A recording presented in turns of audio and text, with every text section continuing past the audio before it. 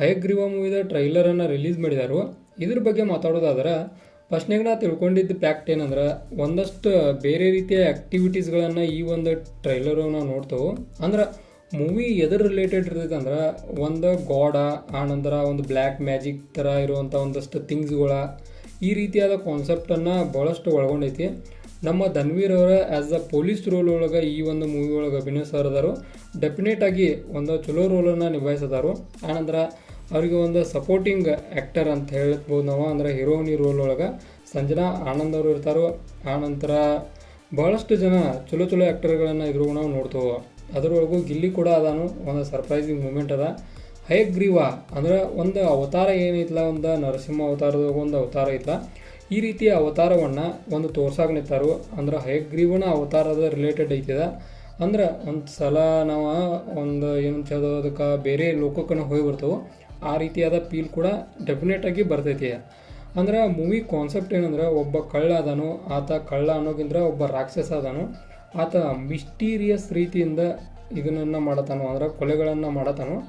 ಈ ಕೊಲೆಗಳಿಗೆ ಏನು ರೀಸನ್ನ ಅಂದ್ರೆ ಈ ಕೊಲೆಗಳು ಯಾಕೆ ಮಾಡತಾನೋ, ಈತ ಸೀರಿಯಲ್ ಕಿಲ್ಲರು ಏನಿದ್ರೆ ಸ್ಪೆಸಿಫಿಕ್ಕಾಗಿ ಇದೇ ಥರ ಕೊಲೆ ಮಾಡತಾನೋ, ಇವನ್ನೆಲ್ಲ ನಾವು ನೋಡಿದ್ರೆ ಏನು ನಮಗೆ ಸಿಗ್ತೈತಿ ಅನ್ನೋದನ್ನು ಈ ಹಯಗ್ರೀವ ಮೂವಿ ಒಳಗೆ ನಾವು ಡೆಫಿನೆಟಾಗಿ ನೋಡಿ ತಿಳ್ಕೊಳ್ತೇವೆ. ಇದನ್ನು ಈ ರೀತಿಯಾದ ಫ್ಯಾಕ್ಟ್ಗಳನ್ನು ಈ ಒಂದು ಮೂವಿ ಒಳಗೊಂಡಿರ್ತೈತಿ. ಇನ್ನು ಧನ್ವೀರ್ ಅವ್ರ ಲುಕ್ ಒಳಗೆ ಭಾಳಷ್ಟು ಏನು ಚೇಂಜಸ್ ಮಾಡಿಲ್ಲ, ಸೇಮ್ ಲುಕ್ ಒಳಗೆ ಅದಾರು. ಬಟ್ ಒಂದು ಏನು ಬಾಡಿ ಒಳಗೆ ಒಂದಷ್ಟು ವೇರಿಯೇಷನ್ ಆಗಿದಾವೆ ಅಂತ ಹೇಳ್ಬೋದು. ಅದನ್ನು ಬಿಟ್ಟರೆ ಆ್ಯಸ್ ನಾವು ಹಳಿ ಮೂವಿ ಒಳಗೆ ನೋಡಿದಂಗೆ ಲುಕ್ ಐತಿ. ಲುಕ್ ಒಳಗೇನು ಭಾಳಷ್ಟು ಚೇಂಜ್ ಇಲ್ಲ. ಇನ್ನು ಮುಂದುವರಿನೂ ಒಂದು ಬ್ಯಾಕ್ಗ್ರೌಂಡ್ ಮ್ಯೂಸಿಕ್ ಬಗ್ಗೆ ಮಾತಾಡೋನು. ಡೆಫಿನೆಟಾಗಿ ಒಂದು ಚಲೋ ಅನ್ನೋಕ್ಕಿಂತ ಒಂದು ಬೆಸ್ಟ್ ಬ್ಯಾಕ್ಗ್ರೌಂಡ್ ಮ್ಯೂಸಿಕನ್ನು ಆ್ಯಡ್ ಮಾಡಿದಾರು. ನಾವು ಎಲ್ಲ ಮೂವಿ ಕಂಪೇರ್ ಮಾಡಿ ನೋಡಿದ್ರೆ ಇದ್ರೊಳಗೆ ಒಂದು ಟ್ರೈಲರಿಗೆ ಸ್ಪೆಸಿಫಿಕ್ಕಾಗಿ ಯಾವ ಬ್ಯಾಕ್ಗ್ರೌಂಡ್ ಮ್ಯೂಸಿಕನ್ನು ಆ್ಯಡ್ ಮಾಡಬೇಕು ಅನ್ನೋದನ್ನು ಪರ್ಫೆಕ್ಟಾಗಿ ಅರಿತುಕೊಂಡು ಒಂದು ಆ್ಯಡ್ ಮಾಡಿದಂಗಿತ್ತು. ಆ ಫೀಲ್ ಕೂಡ ಕೊಡ್ತು. ಅಂದ್ರೆ ಈ ರೀತಿಯಾದ ಒಂದು ಟ್ರೈಲರ್ಗಳಿಗೆ ಯಾವ ರೀತಿಯಾದ ಬ್ಯಾಕ್ಗ್ರೌಂಡ್ ಮ್ಯೂಸಿಕನ್ನು ಆ್ಯಡ್ ಮಾಡಬೇಕು ಸ್ಪೆಸಿಫಿಕ್ಕಾಗಿ ಅದೇ ರೀತಿಯ ಬ್ಯಾಕ್ಗ್ರೌಂಡ್ ಮ್ಯೂಸಿಕನ್ನು ಆ್ಯಡ್ ಮಾಡಿದರು. ಮತ್ತು ಎಲ್ಲಿ ಸೌಂಡ್ ಲೋ, ಎಲ್ಲಿ ಸೌಂಡ್ ಹೈ ಎಲ್ಲ ಒಂದು ಮ್ಯಾನೇಜಿಂಗ್ ಇತ್ತು. ಆನಂತರ ಒಂದು ಸೆಟ್ಗಳು ಏನು ನಿರ್ಮಾಣ ಮಾಡಿದಾರಲ್ಲ, ಸ್ವಲ್ಪ ಮಟ್ಟಿಗೆ ಆರ್ಟಿಫಿಷಿಯಲ್ ಅನ್ಸತ್ತಿದ್ದು ಅವನ್ನ ನೀಟ್ ಏನರ ಚಲೋ ಮಾಡಿ ಒಂದು VFX ಒಳಗೆ ಸ್ವಲ್ಪ ಮಟ್ಟಿಗೆ ಚೇಂಜಸ್ ಮಾಡಿ ಒಂದು ಚಲೋ ತಮಗೆ ನೀಡಿದ್ರೆ ಡೆಫಿನೆಟಾಗಿ ಚಲೋ ಆಗೋ ಚಾನ್ಸ್ ಐತಿ. ಇದ್ರೊಳಗೆ ನಾವು VFX ಅನ್ನಿ ಒಂದು 30% ಆಲ್ಮೋಸ್ಟ್ VFX ನೋಡೋ ಚಾನ್ಸ್ ಐತಿ. ಅಂದರೆ ಅವತಾರವನ್ನು ಸೃಷ್ಟಿ ಮಾಡ್ಬೇಕಂದ್ರೆ VFX ಇಲ್ಲದೆ ಏನೂ ಸಾಧ್ಯ ಆಗೋದಿಲ್ಲ. ಹಾಗಿದ್ದಂಥ ಸಂದರ್ಭದಾಗ VFX ಮ್ಯಾಗ ಫೋಕಸ್ ಮಾಡಲೇಬೇಕು. ಇದು ಕೂಡ ಇಂಪಾರ್ಟೆಂಟ್ ಆಕೈತಿ ಈ ಒಂದು ಮೂವಿಗೆ. ಇನ್ನು ನಾ ಆಲ್ರೆಡಿ ಹೇಳಿದಂಗೆ ಈ ಒಂದು ಮೂವಿಯ ಚಲೋ ಒಂದಿದ್ರು ಐತಿ. ಡೈರೆಕ್ಟ್ ಮಾಡಿದ್ದು ಯಾರಪ್ಪ ಅಂದ್ರೆ ಅದು ರಘುಕುಮಾರ್ ಅವರ ಒಂದು ಚಲೋ ಡೈರೆಕ್ಷನ್ ಒಳಗೆ ಮೂವಿ ಐತಿ.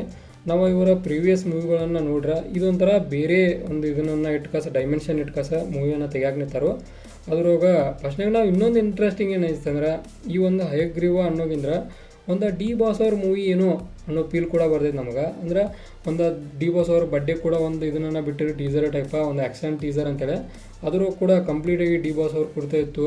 ಈ ಟ್ರೈಲರು ಕೂಡ ಫಸ್ಟ್ನಾಗ ಡಿ ಬಾಸ್ ಅವ್ರದಿಂತ್ರನೇ ಸ್ಟಾರ್ಟ್ ಆಗೈತಿ. ಅಂದ್ರೆ ಒಂದು ಡಿ ಬಾಸ್ ಅವ್ರಿಗೆ ಒಂದು ಅಭಿನಂದನೆ ಅಥವಾ ಒಂದು ಇದನ್ನು ಸಲ್ಲಿಸಿ ಒಂದು ಟೀಸರನ್ನು ಒಂದು ಟ್ರೈಲರ್ನ ಬಿಟ್ಟರು. ಇದು ಸ್ಪೆಸಿಫಿಕ್ಕಾಗಿ ಏನು ತೋರಿಸ್ತದೆ ಅಂದ್ರೆ ಒಂದು ಡಿ ಬಾಸ್ ಅವರ ಕುರಿತಂತೆ ಇರುವಂಥ ಒಂದು ಅಭಿಮಾನವನ್ನು. ಅಂದ್ರೆ ಈ ರೀತಿ ಕಾನ್ಸೆಪ್ಟ್ ಕೂಡ ಇರ್ತಾವೆ. ಡಿ ಬಾಸ್ ಅವರಿಗೆ ಒಂದು ಏನರ ಸಣ್ಣದಾಗಿ ಡೈಲಾಗ್ ಕೂಡ ಇರೋ ಚಾನ್ಸಸ್ ಅದಾವೆ ಮೂವಿ ಒಳಗೆ. ಅವನ್ನ ಮೂವಿ ಒಳಗೆ ನಾವು ನೋಡಿ ತಿಳ್ಕೊಳ್ಳೋಣ.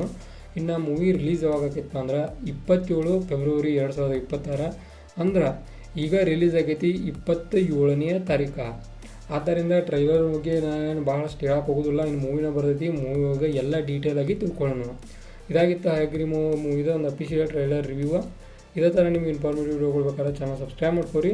ವಿಡಿಯೋ ಇನ್ಫಾರ್ಮೇಟಿವ್ ಲೈಕ್ ಕೊಟ್ಟು ಹೋಗ್ರಿ.